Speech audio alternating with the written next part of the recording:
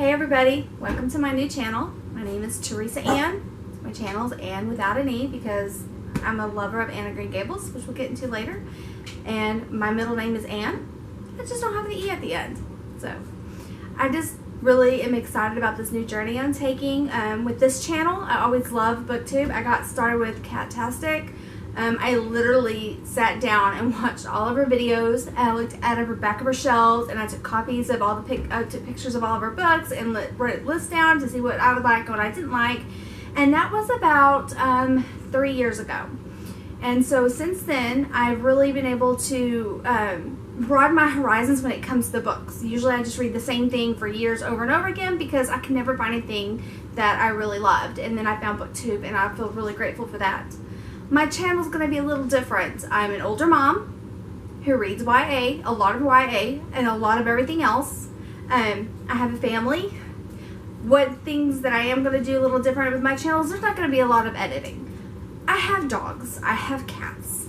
You know, if I hear a cat throw up, we're going to edit that out because that's just gross. My cat walking across the bookshelves, coming up to me, a dog talking to me, I'm not going to edit that because you know what? I'm a mom. We know, us moms know what it's like to be distracted all the time.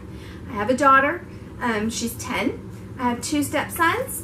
One is 18, he's fixing to join the Navy, hopefully. We're all crossing our fingers. And I have another one that's 14 that just started his freshman year in high school. My daughter and I, we're actually homeschoolers. I homeschool my daughter. And when I say homeschool, I was a homeschooler for 6 years, which means before COVID and everything happened, I homeschooled her from pre-K. She's now in the 5th grade. It's just something we're always going to stick with, and I love it. It makes my life easier, it makes her life easier. We enjoy each other's company, and she's learning for a love of books as well. So that's me. I'm married. If I didn't put that, my husband's amazing. He's the one that did my beautiful bookshelves for me. Aren't they pretty? My love of reading started when I was a little girl. My grandmother raised me, and the very first book I ever remember hearing her read out loud to me was, of course, Anne of Green Gables. This is my heart. This is my childhood right here. Anne of Green Gables. My grandmother, honestly, found out later she really didn't even like the story. But she read it to me because she always read classics to me. She always encouraged the classics as much as possible. She encouraged reading as much as possible. So she read this one, and this is just one. I don't know if it's because, you know, if you don't know the story, it's about an orphan who gets adopted by an older brother and sister to help run the farm. The brother and sister, Matthew and Marilla, were actually wanting a little boy, but a little girl was sent to them instead, and they decided to take the little girl in. Of course, her name was Anne Shirley. And this is her life and with her family and her adopted family. And I don't know if it's because of the fact that my grandparents raised me and I just felt that connection with her, or if it was because it was the first book that I can really remember my grandmother reading to me. But that's why this book is my heart. I always say this is my childhood book now. This is the love story of my childhood. You know, I love it. I love the original show with Melissa Gilbert. I watch it at least once a year. I read this at least once a year. I have this beautiful Puffin. I just got this last month. Or actually, no, I lied. I bought it a couple weeks ago. I found it at Half Price Books. I just think it's a beautiful copy. Another copy that I got was, I have this beautiful set. This is the complete set. It actually has Rainbow Valley and Rilla of Ingleside. A lot of people don't know, but these are actually about Anne's children, which are really great. The first ones, the first 5 are about Anne, and then the last 2 are about a little bit of her in Rainbow Valley, and then a lot about her youngest daughter, Rilla, in the last book. But a lot of these are really hard to come by because of the fact that these were not actually public domain, so they're really hard to come to with the whole set like this. And I just thought it was just such a beautiful set. Anytime I see any Anne of Green Gables, I grab it. My original set is actually in storage because that book was just falling. Those books were falling apart because I read them so much. So that's just a little bit about me. And like I said, how my life goes. You know, everything's crazy around here. Every once in a while you may hear a boy, you know, making odd noises. My 14-year-old son, he makes a lot of noises. So I told you the beginning of my childhood, the beginning of my love of reading. Reading for me when I was a kid is a little bit different than it is now. There's not as many books. There's no BookTube. Like I said, I'm an older mom. I'll be 39 in a couple weeks. Actually, next week.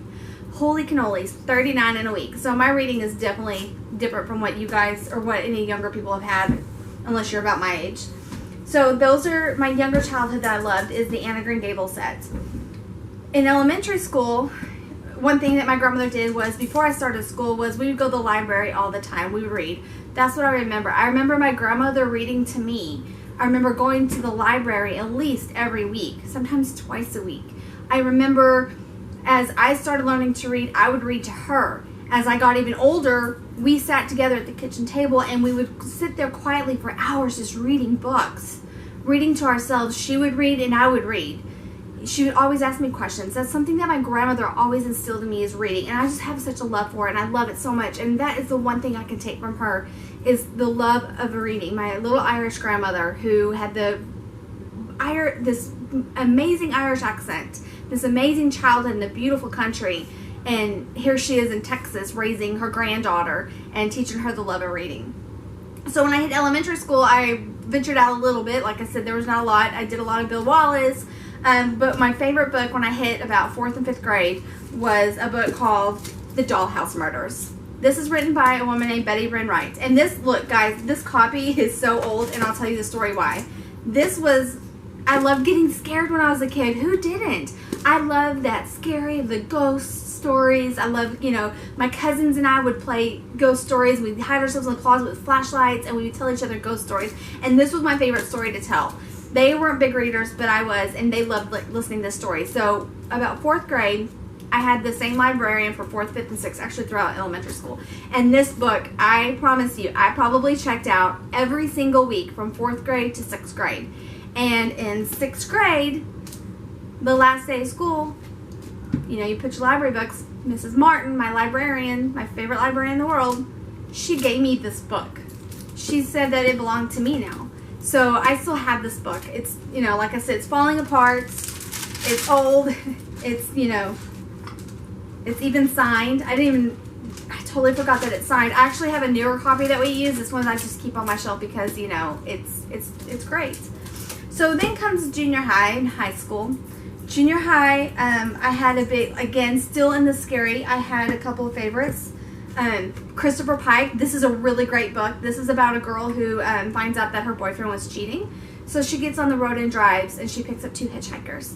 And she's just telling them her story about what happened, and they're telling her their love story and what happened with them and what was going on with theirs. And there's a twist at the end. Such a good book. Christopher Pike, Road to Nowhere. And of course, another one is a big author that a lot of people don't realize.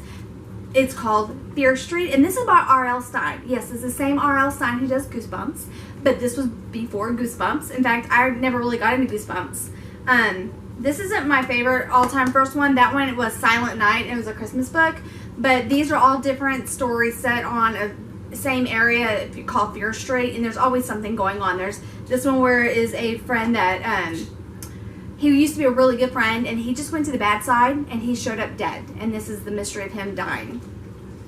So then I got into romance. Who does not love a good romance? So we all know that one of the great romance stories, we know a bunch of those, The Fault in Our Stars, all those great romances, those tragic romance. Well, there's an author when I was a teenager. Her name was Lorraine McDaniel. This book was one of the first books that broke me. I read one summer all of her books that were out. This one was the first one. It was called Don't Die My Love. It's about a girl named Julie and her boyfriend Luke. They were actually childhood best friends turned to boyfriend and girlfriend. They got into house school, and basically he became really sick. And it's their story of him being sick with leukemia. I believe he had leukemia. Yeah, leukemia. And this is their story. And this is before, books that really, truly broke you. These will actually break your heart. If you have not read any Lorraine McDaniels, they're really quick, easy reads. This one is, these are short books, guys. This is what I had in junior high. I didn't have Twilight. I didn't have Harry Potter. I didn't have, Sarah J. Maas. I had Lorraine McDaniel, Fear Street, Christopher Pike.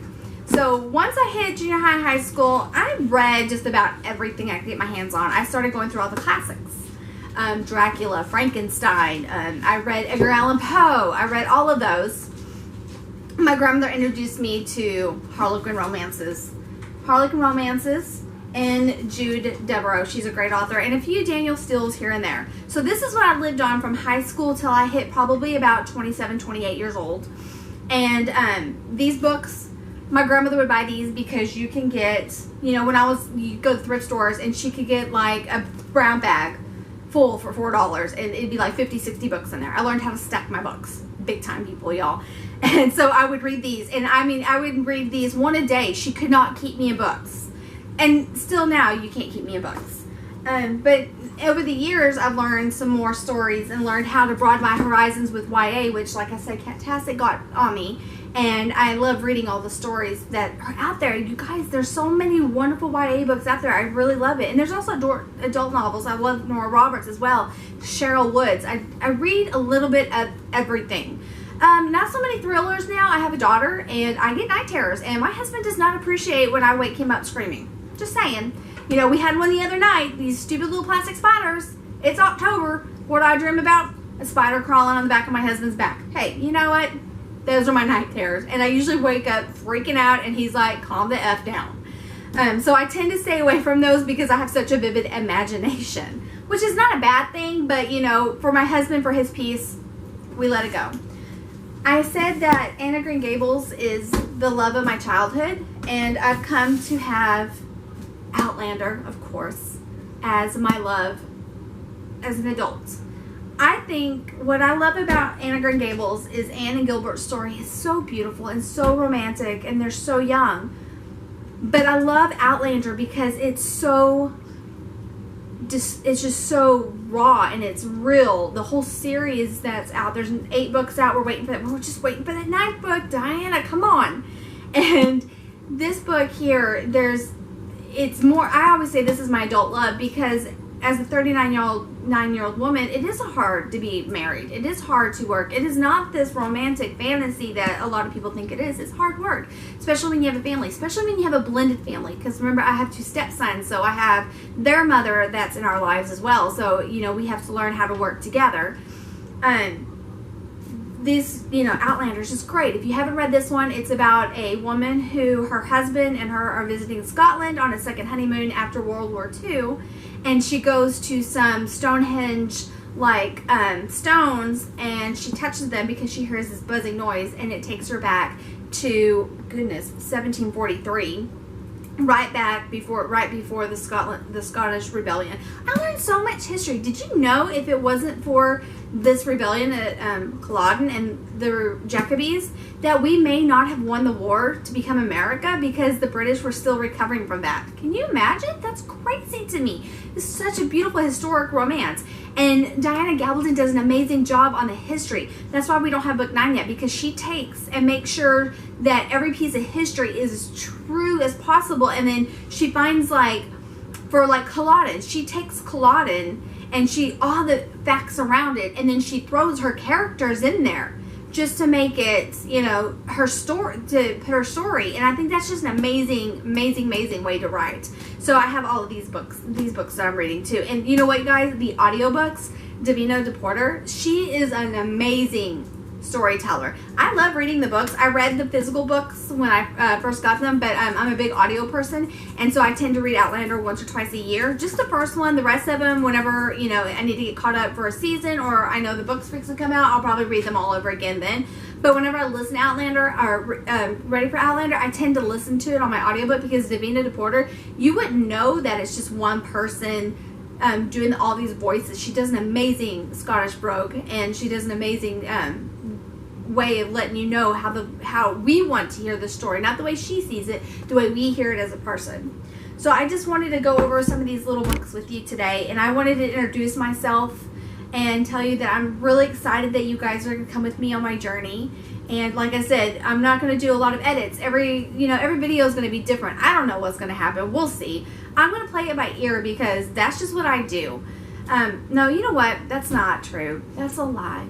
That is such a lie. I am such a list person and a schedule person, but this video, I've been so excited about it. I've been thinking about what I'm going to say on this video for the past week. My brain overworks, and sometimes I write it down and sometimes I don't. What I should have said is, what comes out of my mouth, I don't plan it. my schedules, the days that I'm going to put videos out, the days I'm going to do the videos, what books I'm going to talk about. Yeah, that is definitely going to be scheduled and listed. But what comes out of my mouth when it comes on these videos, I have no idea. I just hope that you guys will really get entertained. Like I said, today's kind of a light day on the books. Next week I'll tell you about maybe some other books. We'll do book hauls. We'll do some scavenger hunts. I'll do what I've read the month. If you have any suggestions of what y'all like to learn about me, I'll try to give you a tour of my animals and my cats, the books. Oh, another thing that I thought would be really fun to do is maybe once a month to do an interview with my daughter on the books that she's reading. So if you have children or you want some younger reading, she's on a middle grade level. She just did an accomplishment. I'm so proud of her. She just finished reading the Harry Potter series. She started it June 1st and she finished it, I think it was like 4 nights ago. And that was such an amazing accomplishment. She listened to the audiobooks a few years ago and she really loved them, but she said she was ready to sit down and read the books. She read them from start to finish all on her own. And that's such a big feat, especially for someone who struggled how to learn how to read. So I thought we could sit down and interview with her on some of the books that she's read as well and some of her favorites.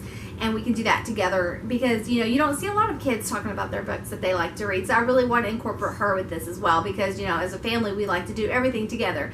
You know, the books is my thing, and I just sometimes need an outlet for my books. That's why I decided to do a channel, because I just need that outlet. And my husband is tired of hearing about my books. I think my kids are tired about hearing about my books. I think my mother-in-law is tired of hearing about my books. So I thought maybe if I talk to you guys, you know, y'all enjoy my books as well. So I just want to thank you for watching the video, and I hope you subscribe and hit that notification bar, and I will be back in a week or so with another video, okay? Bye.